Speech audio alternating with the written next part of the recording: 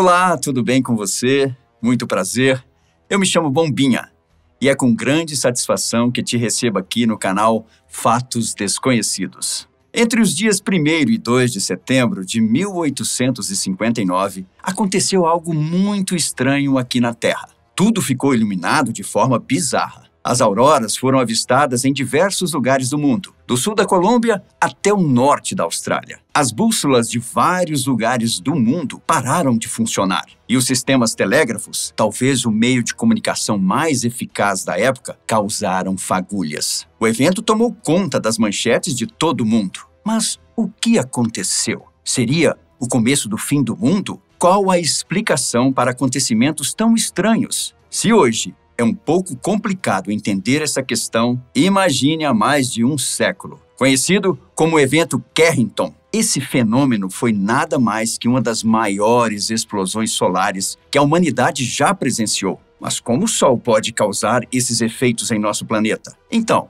vem comigo que eu vou te explicar tudo o que sabemos sobre a maior tempestade solar de todos os tempos. A estrela mais próxima da Terra, o Sol, é classificada pelos astrônomos como uma estrela da sequência principal do tipo G, também chamada de anã amarela. O Sol compõe cerca de 99,8% de toda a matéria do nosso sistema solar e converte 4 milhões de toneladas dessa matéria em energia a cada segundo. O Sol também tem seus ciclos e o evento Carrington está diretamente ligado a eles. O Sol experimenta um ciclo de 11 anos de atividade de escalada, o máximo solar, seguido por uma queda, o mínimo solar. E atualmente o Sol está em ascensão, já que os próximos picos máximos solares acontecem em 2024. Os máximos são marcados pelo aumento da aparência de manchas solares, regiões escuras na superfície do Sol que são mais frias do que os seus arredores, porém mais magnéticas. Esses borrões causam algumas consequências, como arcos de plasmas que conectam manchas solares individuais, explosões solares e ejeções de massa coronal.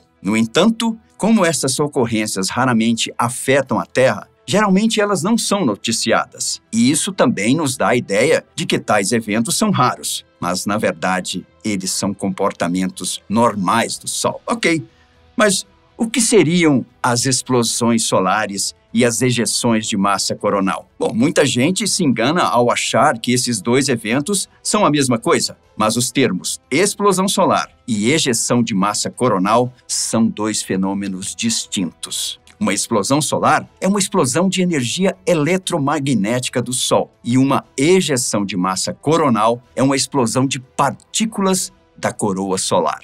O fato é que ambos os fenômenos derivam do mesmo evento, que é quando as linhas do campo magnético na coroa inferior do Sol se torcem, se separam e depois se reconectam. Quando essas linhas se reconectam, a consequência é uma grande explosão, que pode ser uma erupção solar, uma ejeção de massa coronal ou as duas coisas ao mesmo tempo. Com uma velocidade que chega próxima à velocidade da luz, as ejeções de massa coronal podem atingir a Terra em menos de 15 horas. Essas ejeções também lançam de forma explosiva bilhões de toneladas de prótons e elétrons carregados no sistema solar. Além disso, essa nuvem de partículas carrega um campo magnético. Se o magneto das partículas estiver alinhado com a magnetosfera da Terra, seria como os polos norte de dois ímãs se repelindo. E até mesmo uma ejeção de massa coronal seria mais poderosa, já que ricochetearia na magnetosfera. Mas, se a ejeção de massa coronal e a Terra forem magneticamente alinhadas, seria como dois ímãs se encaixando. Muito provavelmente foi isso que aconteceu em 1859. Se você não entendeu nada do que eu disse, se acalme, que eu explico de forma mais clara e simples. O Sol é uma estrela, ou seja, uma massa de hidrogênio em ebulição e carregada de eletricidade. À medida que seu conteúdo se move, ele acumula energia no seu campo magnético, que é liberada por raios de luz, conhecidos como erupções solares,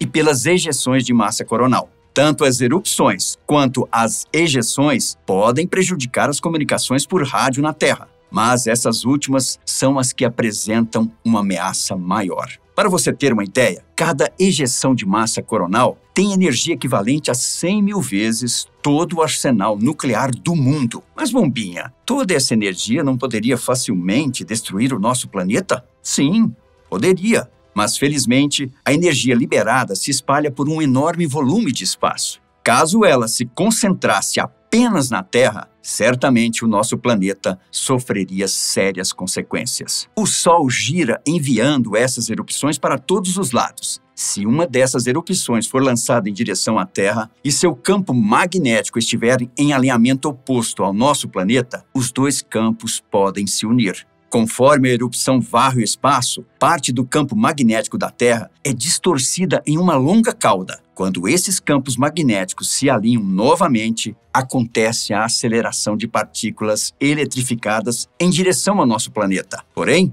a distorção do campo magnético da Terra tem efeitos mais significativos. Por exemplo, em 1972, minas marítimas que estavam na costa do Vietnã foram ativadas. O problema é que elas tinham sido programadas para detectar pequenas variações do campo magnético causadas pela aproximação de navios com cascos metálicos. Mas a atividade solar teve o mesmo efeito. O mesmo aconteceu no dia 1º de setembro de 1859. Richard Carrington era um dos astrônomos que estava investigando o que acontecia na superfície solar, que estava muito ativa até o mês de agosto. Na ocasião, numerosas manchas solares foram registradas e foi Carrington quem primeiro notou uma enorme erupção solar, que foi a precursora de uma ejeção de massa coronal ainda maior. Pouco mais de 17 horas depois, a ejeção de massa coronal já tinha atravessado os 150 milhões de quilômetros entre o Sol e a Terra, que foi quando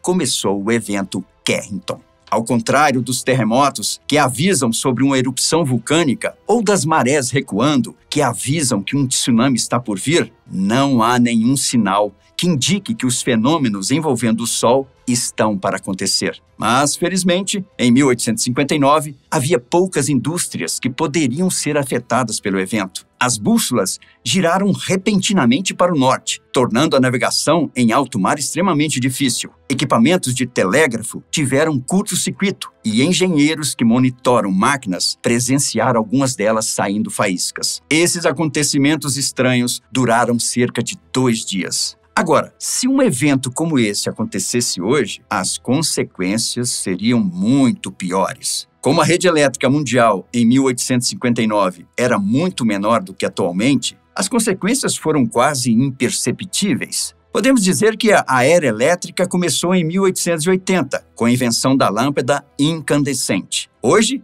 estamos muito mais dependentes da eletricidade e da eletrônica. Segundo especialistas, um evento como esse hoje seria catastrófico. Em um estudo feito em 2013, foi estimado que as consequências do evento Carrington hoje causariam prejuízos de 2,6 a 20 trilhões de dólares aos Estados Unidos. Para o Reino Unido, o custo esperado para a economia seria de 16 bilhões de libras. Os satélites espaciais, que são fundamentais para a comunicação e a navegação global, poderiam ser afetados, assim como as aeronaves que conectam os continentes e as extensas redes elétricas que cruzam o planeta. Os sistemas dos aviões podem ser danificados e as extensas redes elétricas em terra podem ser sobrecarregadas pelo excesso de corrente elétrica. Além disso, a internet deixaria de funcionar por tempo indeterminado. Os telefones ficariam desligados, impossibilitando as pessoas de ligarem para os bombeiros para atender aos casos de incêndios elétricos. O controle do exército de satélites em órbita seria perdido. Computadores, bolsa de valores e usinas nucleares entrariam em colapso.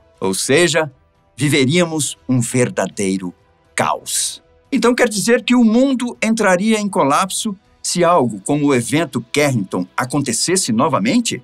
Bem, Especialistas sugerem que esse evento aconteça a cada 100 anos, mas eventos menores ocorrem com mais frequência. Atualmente, cientistas estão tentando encontrar maneiras de rastrear as erupções solares e as ejeções de massa coronal, ao mesmo tempo em que observam o Sol para tentar prever quando uma tempestade solar irá afetar a Terra. Se tudo correr como esperado, os cientistas poderão detectar quando uma tempestade estiver em direção à Terra e prever seu horário de chegada com 6 horas de antecedência. Pouco tempo, mas o suficiente para tentar amenizar os prejuízos em vários países. Por causa da gravidade de eventos como este, o clima espacial agora está incluído no registro de riscos do governo do Reino Unido, ao lado de outras preocupações mais conhecidas, como pandemias e inundações graves. Ou seja, um evento envolvendo o clima espacial é considerado tão grave quanto a severa onda de calor que aflige a Europa, assim como o surgimento de uma nova doença infecciosa, como aconteceu recentemente. O que nos resta é torcer para que, quando outro evento como este acontecer, os humanos já estejam preparados para amenizar as consequências dele. Bem, eu fico por aqui, mas nos vemos logo mais no canal da Fatos Desconhecidos. Tchau!